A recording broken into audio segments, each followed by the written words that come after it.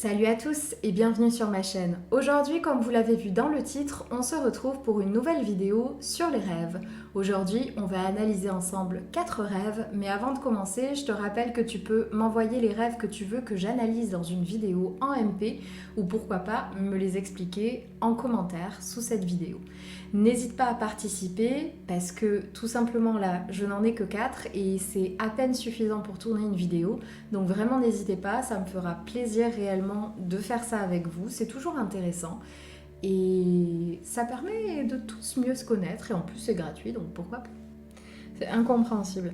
Je suis désolée, je viens de relire un rêve que j'avais noté, c'est incompréhensible. Je l'ai lu vraiment en diagonale pour ne pas me spoiler aussi, et là c'est pas possible, je peux pas.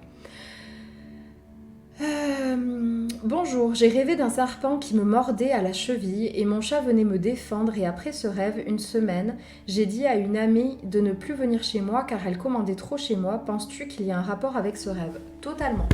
Alors, les serpents dans les rêves, ça peut avoir plusieurs significations comme à peu près tout dans nos rêves. Les serpents, ça peut être plus en rapport avec tout ce qui est rapport, etc.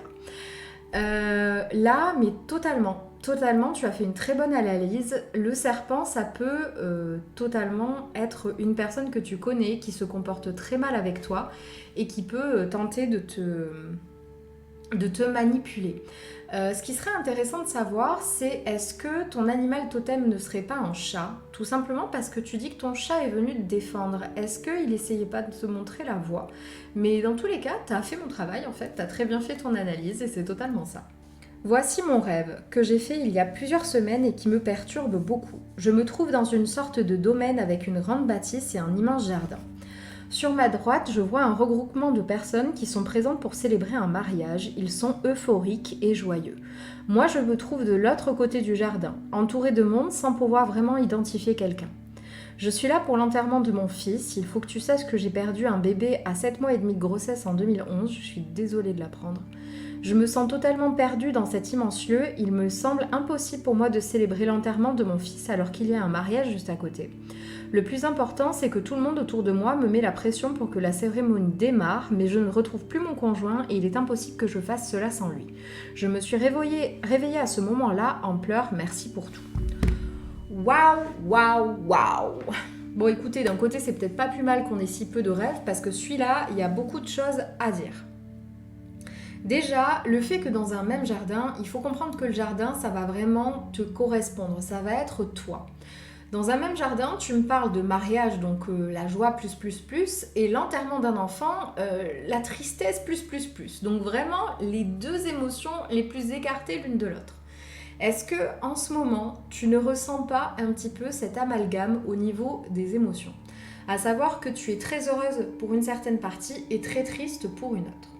Tu parles ensuite du fait qu'on te met la pression pour lancer la cérémonie. Est-ce qu'on t'a pas mis dans ta vie une fois...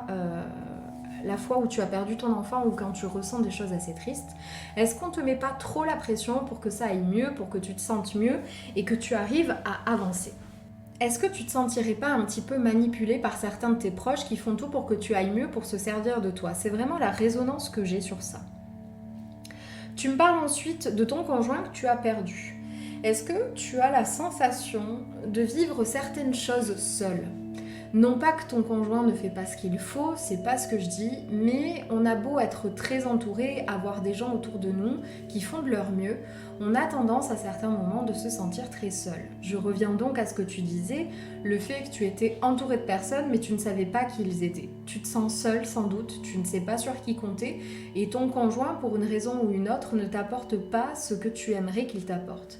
Là je pense que ce rêve c'est vraiment une sonnette d'alarme Déjà d'analyser tes émotions. Je pense qu'il doit y avoir un nœud au niveau de tes émotions, tu sais pas sur quel pied danser, t'es très heureuse et t'es très triste en même temps, c'est très compliqué de ressentir ces deux extrêmes en même temps.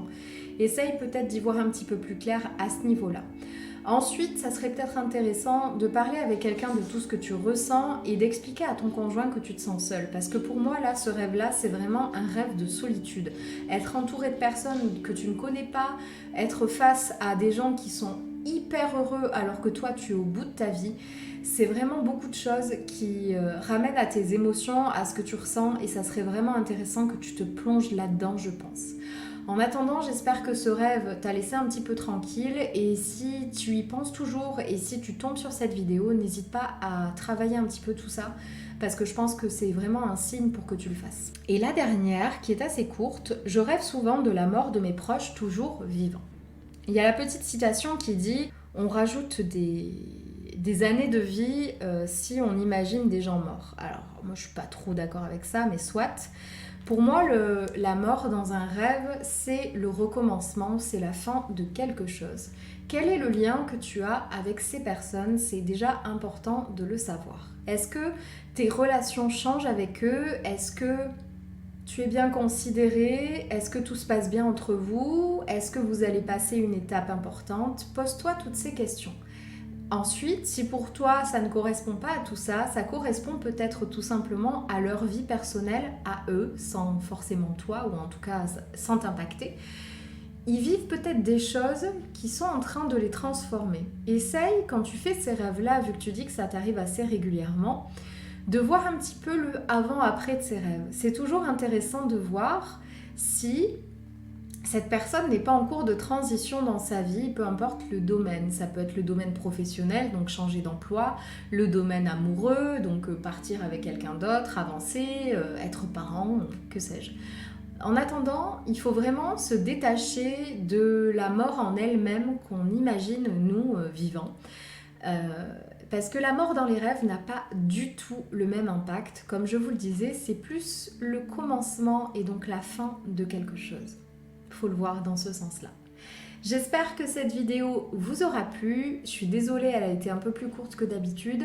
Donc vraiment, n'hésitez pas à m'aider en m'envoyant vos rêves, ça me fera très plaisir. N'hésitez pas à aimer cette vidéo si elle vous a plu, à la commenter pour me dire ce que vous en pensez ou pourquoi pas à partager un de vos rêves.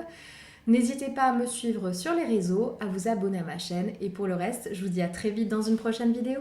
Salut!